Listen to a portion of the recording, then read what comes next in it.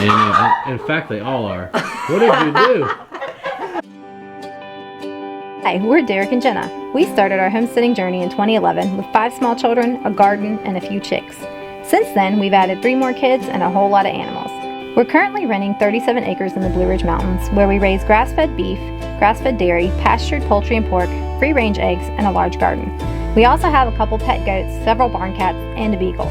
We're working on moving from growing just our own food to selling locally. We homeschool our children and are a full-time family with hopes and goals of farming for a living. We would love to welcome y'all to follow our family on our journey. Okay, y'all, we are on serious calf watch. We have calf watch time. Yes, we have 3 cows in the barn now. One was due 2 days ago, which is this old girl right here, old lady 14. She looks ready to have this baby. She's goopy in the back end. Her teats are bulbous now.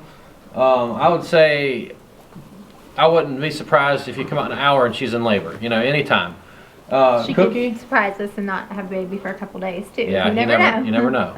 So then we've got Cookie over here, who is due tomorrow. Today's February 1st, so Cookie's due on the 2nd. And she's our milk cow. She's our dairy cow. We're excited about that. And then we have number 1 over here. I don't know if you can see because of the lighting. She is not due until February the 9th, but she is making quite the udder. You're gonna get me kicked, Jack. She's making quite the udder. And so I brought her in because she could really go anytime.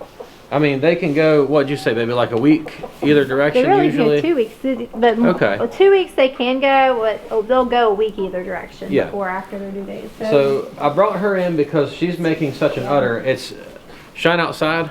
It's really wet and snowy. We got like 8 inches of snow yesterday. Melting off on the day. Yep, but it's really cold out still. And it's really cold at night, so I don't want to risk any calves being born on the wet, yucky, snowy ground. So we've got these 3 in the barn. I had Miss Alyssa in because I had her due yesterday. Yeah. But she's not making much of an udder. That's when I saw the bull breeding her. But I'm thinking that maybe she didn't take that time and she's 3 weeks. Cycled again. She cycled again 3 weeks and he got her then. She's definitely bred. Yeah. But she's making like I can see her udder is changing, but it's not filling with milk yet. So rather than having 3 of them crowded up in here, she's a little bit more of a bossy cow, a little bit more. She's not fine with us, but she doesn't do well in close quarters with other cows. She's like the boss. Yeah. So she kind of bullies bullies them around some. As you can see, these 2 girls get along fine. So I put Miss Alyssa back out. If I see her starting to bag up really tight here in the next day or so, or whenever I see her starting to bag up, I'll pull her back in. But I think that she might have not got bred the first time, or didn't take the first time he bred her, and she might have cycled again. So we'll just watch her. I mean, we're out here every day, so. Oh yeah, multiple times a day. We had Gertie, our other milk cow, in with Cookie on that side, but she was getting to be a real pain with the hay and stuff, and trying to move her back and forth. So she's still not like where she had her brain injury. She still is not quite right. Yeah, she's very pushy. She doesn't lead as good anymore when she wants to go somewhere. She's very docile and very obedient, and now she's kind of headstrong. She's you used to be able to lead her with one finger, but for whatever reason, since she ran into that chicken coop and messed her head up, messed her vertebra and her brain injury, she is just very, she's not ornery or mean. She's very headstrong. She's still sweet, but she just has... It's like almost an uncontrollable thing or something. Like she sees something she wants and she just like bulldozes to it and doesn't like put a lot of thought. I mean, you've got to really dig in with your heels to stop her. So we put her out back because she was starting to drag kids around in here. So she'll get back into her routine of coming through this gate and then taking her back out. We store all of our hay outside on this side of the barn.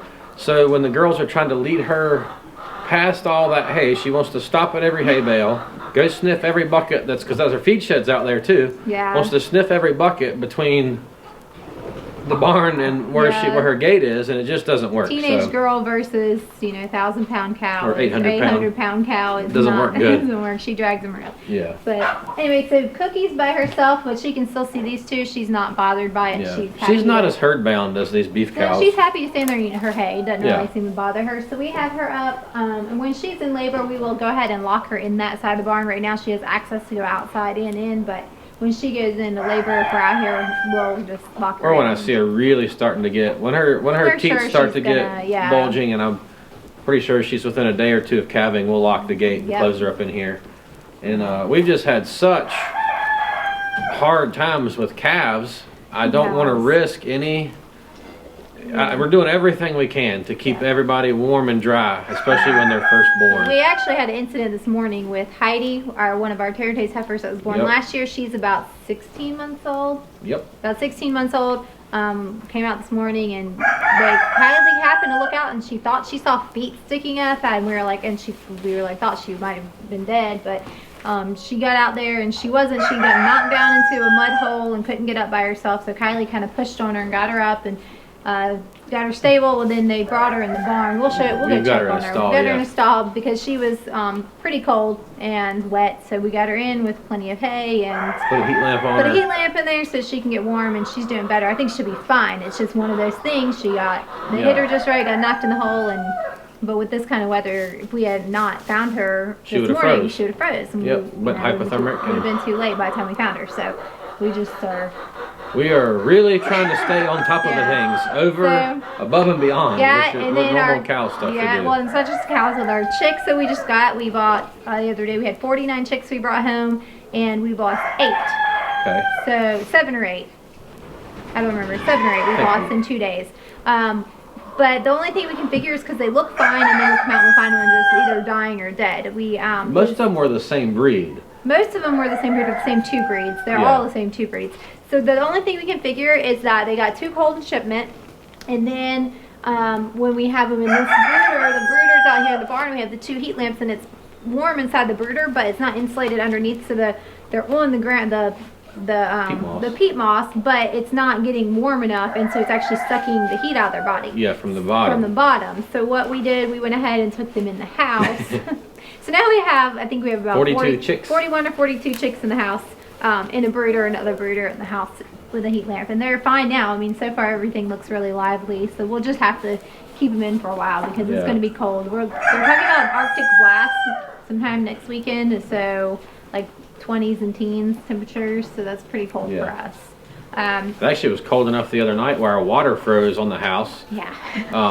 We had no water. We were kind of surprised, so we had no water till like 2 in the afternoon. We had water outside because the frost-free spigots. Frost-free spigots didn't freeze, so we were able to bring in like buckets of water for flushing the toilet, and hand washing dishes with ice cold water, which we did heat it up on the stove eventually. But we didn't have any running water for the little bit.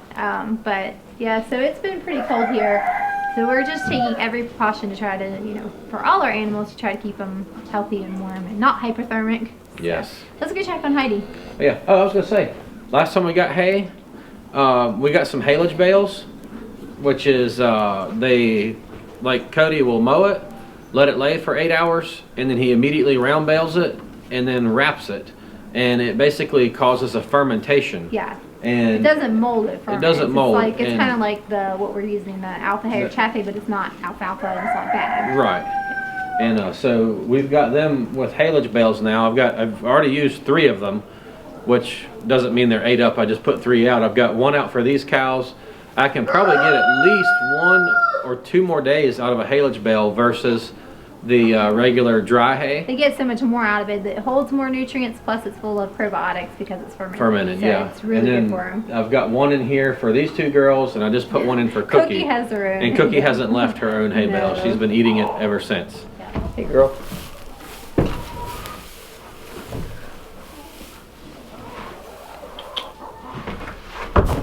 Hey. Well, she's not bad. No. Don't keep pushing her, she'll get bad. So there's Heidi. She ran right up to Jack when he started in. I thought she was going to try to headbutt him again. She was kind of ornery when we put her in here, which wasn't a terrible thing. I guess that kicks her adrenaline up and gets her warmed up better. What are you doing? She's still shivering a little bit, so we'll We put this hay in this stall because it's nice and dry, and that's the hay we're feeding the goats since it's dry hay and not moldy and yucky or anything at all. And yeah, she's having a free feast of my goat hay now. She is. This is Heidi. She's one of our heifers from October 2019. And she should be about 300 pounds, maybe 400 pounds heavier than she is right now. And the only thing we can figure is mineral deficiency. All of those calves did not grow well. The calves from this last calving have like when we had this, how old are they now? Like Francois, they're 6 or 7 months old, yeah, and are as big as these, the first batch already. Yeah, and some are bigger, and I just don't. I think it's a lot to do with mineral deficiency in the mamas when they were pregnant, and mineral deficiency for the calves, and I just don't know. We have no other explanation, but she is looking a lot better since we've put her on the goat minerals, and in fact they all are. What did you do?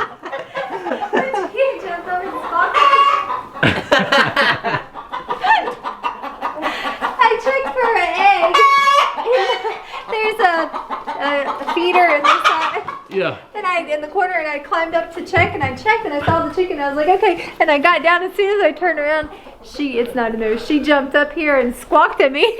Wow. And I screamed. That's hilarious. My heart's racing. I thought I was going to get killed by a chicken.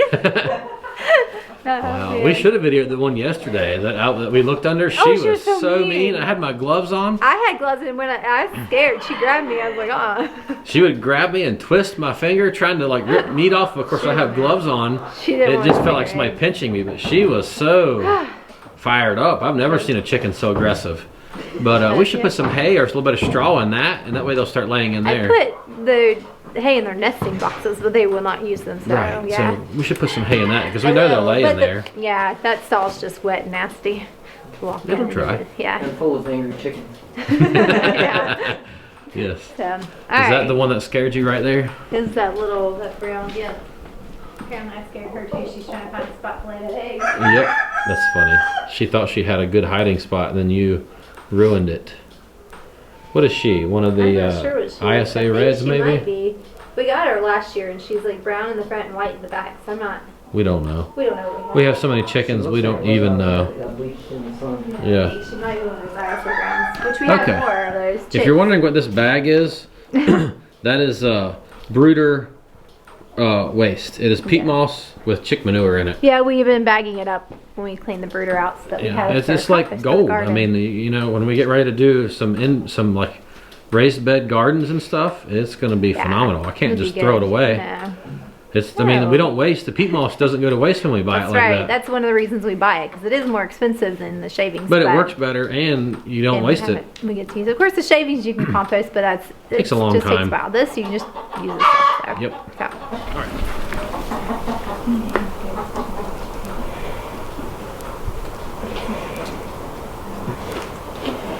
It's sleepy little pigs. These are our two gelts. We put Mr. Pig in with him yesterday, and he's already bred one of them.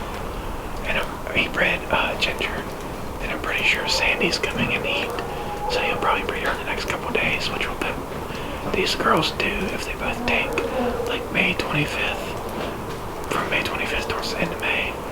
It's pretty exciting. Alright, y'all, you can see Cookie here is quite wide, and her udder is starting to fill up. It's not tight yet, but it's definitely getting more full. Her teats are not tight at all, so she's getting there. We'll see. We don't know. She's due officially tomorrow, so anytime, but she doesn't care. She's just eating.